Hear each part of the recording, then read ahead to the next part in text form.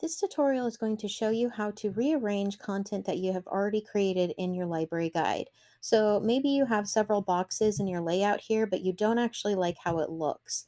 So I'm going to show you how to first recreate how the layout looks. So instead of doing 3 columns, maybe you want to do 2.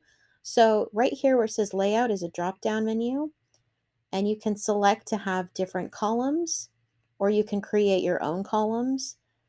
For this, I just want a simple 50-50 because the content that's on the screen here is basically the same throughout. So it's kind of readjusted everything for me, but maybe I don't like where it's put these tabs, these different boxes.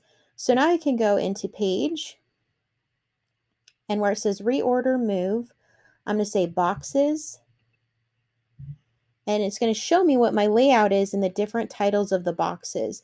So here I have reference works and backgrounds. That would be this box right here. So maybe I want this one at the top.